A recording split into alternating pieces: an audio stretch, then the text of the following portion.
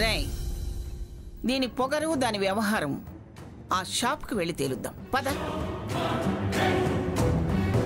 ఇంత లెక్కలేని తనమేమిటో చూద్దాం. అది రమ్మంటాం, ఇది వెళ్ళటమేనా? మరి హద్దు అదుపు లేకుండా పోతుంది. డ్రైవర్ ఎందుకు ఫోన్ చేస్తున్నాడు? హలో హలో అమ్మా, పెద్దమ్మ గారు. ఏమిటి చెప్పు. మెట్ల పంచి పడి సీతమ్మ గారు తలకు దెబ్బ తగిలిందమ్మా. ఏమిటి? సీత మెట్ల మీద నుంచి పడిపోయిందా? స్పృహ తప్పిందా?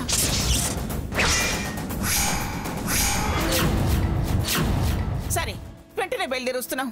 మన హాస్పిటల్కి తీసుకెళ్ళు. అలాగేనమ్మా. నానమ్మా, సీతకి ఏమైందంట? మెట్ల మీద నుంచి పడిపోయిందట, స్పృహలో లేదట.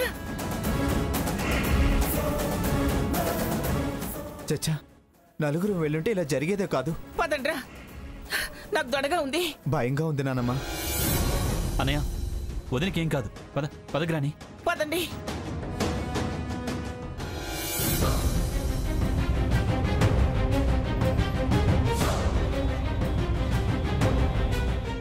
సిస్టర్, ఏంటి మా అక్కకి ఎలా ఉంది? ఉండమ్మా, కాసేపు ఆగు.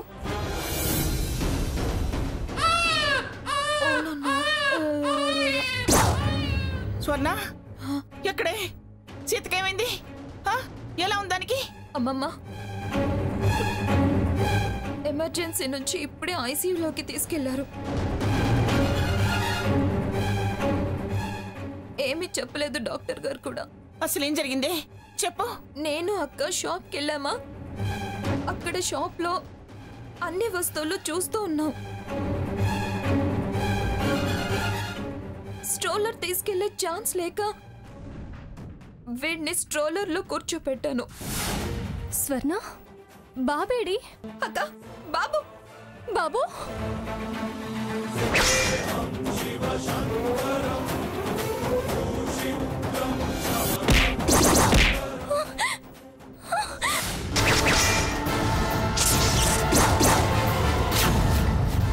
వీడిని రక్షించబోయి అక్క స్లిప్ అయి పడిపోయిందమ్మమ్మ.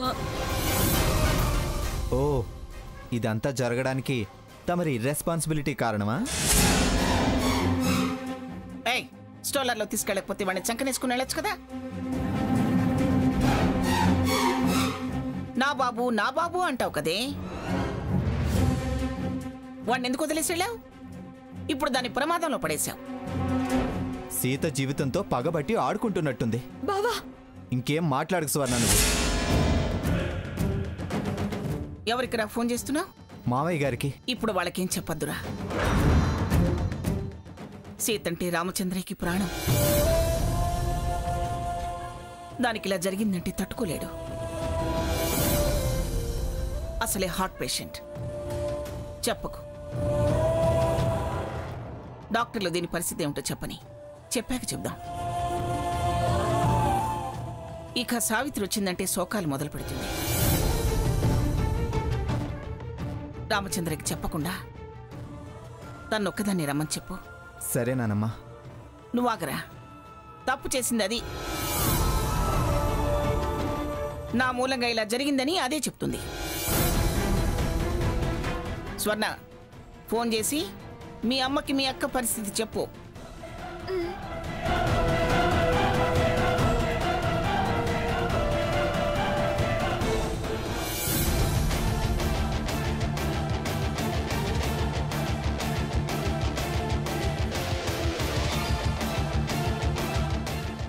అత్తయ్య గారు, ఏమైందట? సీతకలా ఉంది? ఎరా రఘురాం, ఏమైందిరా? ఎమర్జెన్సీ నుంచి ఇప్పుడే ఐసీయూలోకి తీసుకొచ్చారు. డాక్టర్లు బయటకు వస్తే గానీ విషయం తెలియదు. మెట్ల మించి పడబోయే బాబుని రక్షించబోయి తను పడిపోయిందంట తాతయ్య. ఎందుకు ఏడుస్తావు? ఎముడలే దాన్ని తీసుకెళ్ళావు. ఇప్పుడు ఏడ్చి ప్రయోజనం ఏమిటి? ఎవరన్నా గిట్టకుండా పోయింది, అందుకే నీకు దుఃఖం మిగులుతుంది.